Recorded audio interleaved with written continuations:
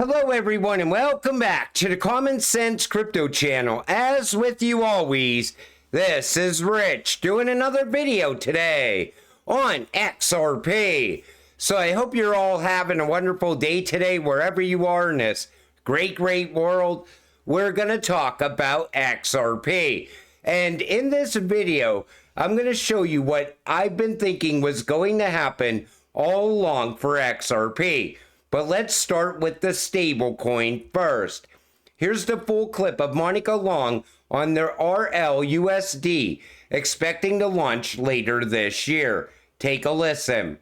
U.S. dollar stablecoins are a major market. So stablecoins overall today are about $160 billion in market cap. You see projections of this market reaching about $3 trillion within the next 4 to 5 years. And I think that's for a few reasons. One is just demand to hold U.S. dollars, easy access to U.S. dollars in various parts of the world. Two, for payments, which has been the core of our business for many years. So the reason we're entering this market is we see demand from our customers, financial institutions of various types, who want to use blockchain for more efficient global payments and want to do it using a U.S. dollar stable. Ripple, we have a 10-plus year legacy of being a very trusted, compliant, secure player in the enterprise space. So I think we're a great candidate to bring a trusted U.S. dollar stable to the market. A lot of people wanted me to ask this question. When are you planning to launch it?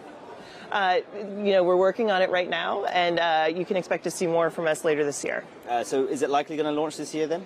Likely. Have you begun buying the assets? So it looks like it's going to happen this year. Most likely when we're already deep into alt season. That could just be another catalyst that sends XRP higher. Raul Advani lists all the license Ripple has received over the years. Now, yesterday I mentioned the Ripple's license, the payment license, the money transmitter license. And people said that they don't have 40 money transmitter license. Somebody said that it was more like 20. Well, here's proof right here. But right now, regulation is at the state level. Right? Yeah, state level, yeah. So Ripple has about 40 money transfer licenses in the US. State level. At the state level, across the various states. We also have a BIT license in New York. We also have a trust license through Standard Custody, who we just acquired out of New York as well.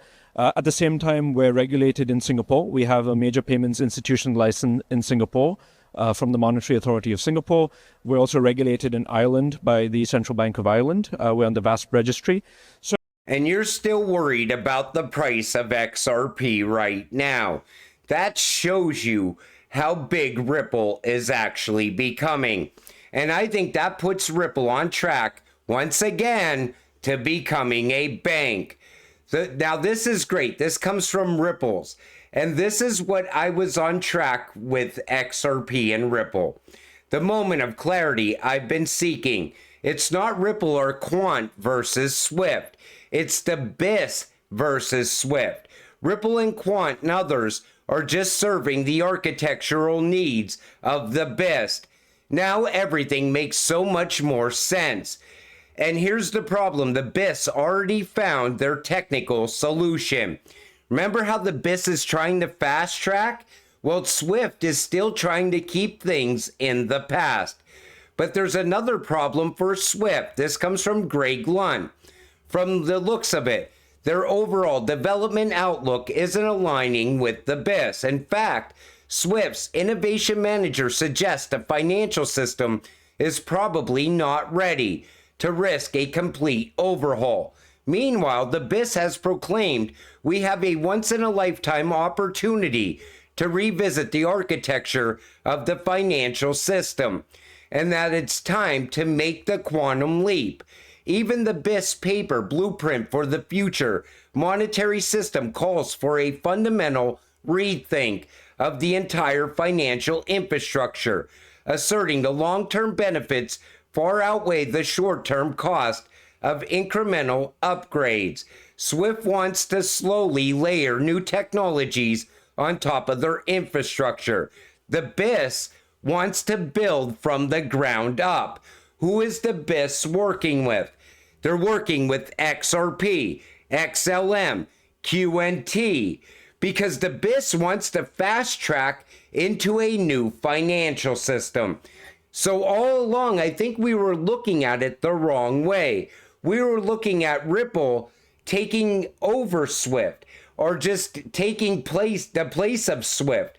But it's actually the BIS pushing for this to happen.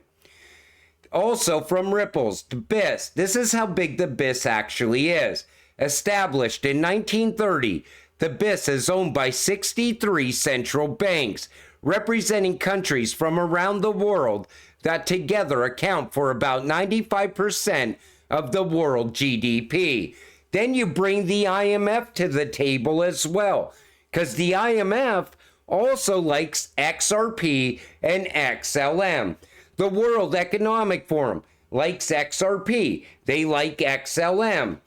Do you see how big this is actually going to become? I think the BIS is going to continue to fast track, and they don't care if Swift is left behind or not. That's how Ripple and their technology will replace Swift. The BIS Innovation Hub Project Enbridge reaches minimum viable product stage and invites private sector companies to propose new solutions and use cases to develop the cross-border payments platform.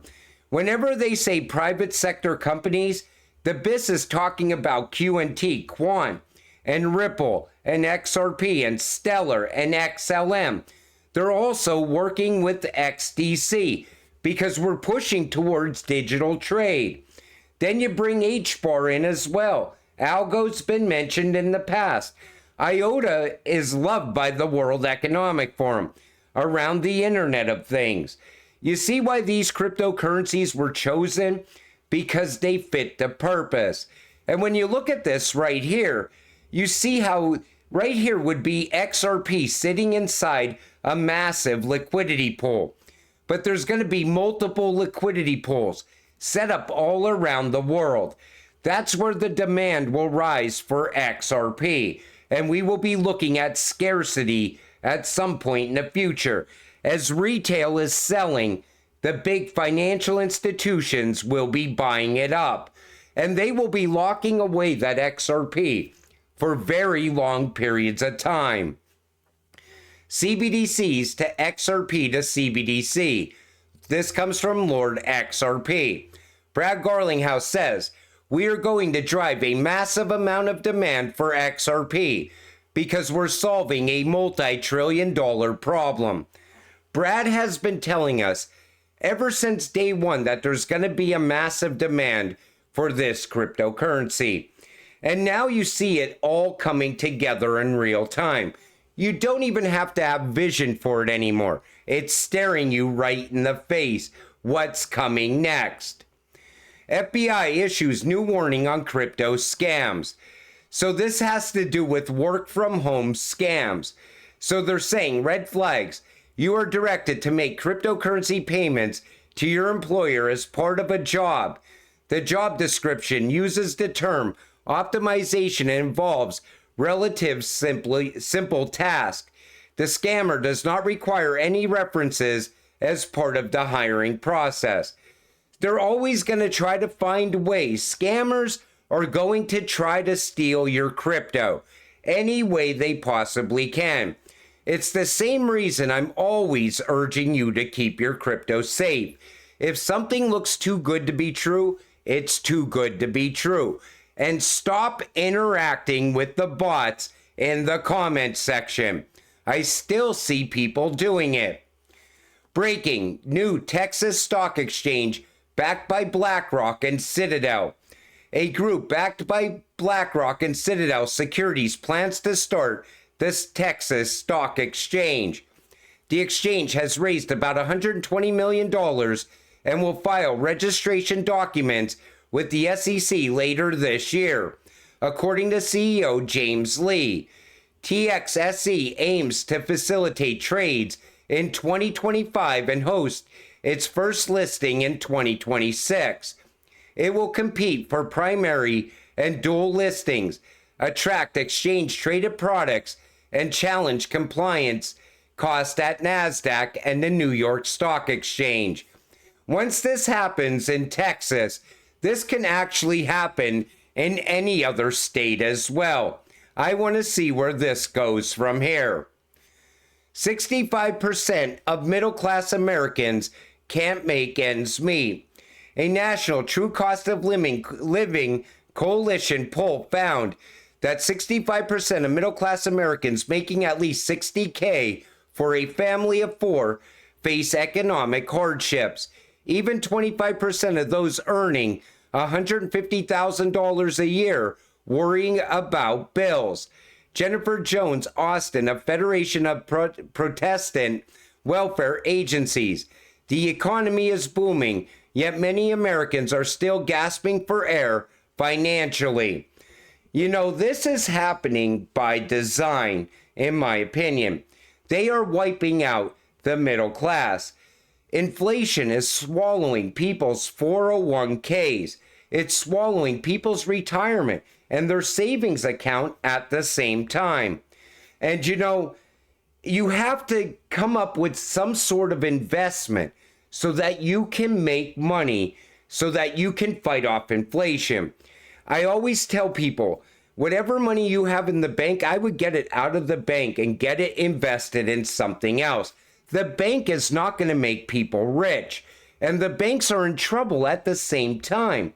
I just did a video yesterday talking about bail-ins once again, because I think they're definitely coming. I think we're going to see them in 2024. And as the banks collapse, they're going to get swallowed up by the bigger banks as well. But this is all happening by design. And that's why I said we are going to see the rise of the new financial system. But as they're crushing the middle class and they're getting rid of the middle class, this makes it easier for people to go along with the CBDC. It makes them go along with the universal basic income as well. That's what I mean by it's all happening by design. The new financial system is definitely coming. All you got to do is stay invested in these cryptocurrencies and you can get very rich from it. And I stress that to people all the time. I'm still telling people outside of crypto, you got to get in. This year's going to be huge. Get in before time runs out. But they still give you all those same excuses.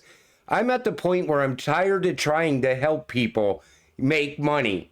You know, you all get it. You're crypto investors.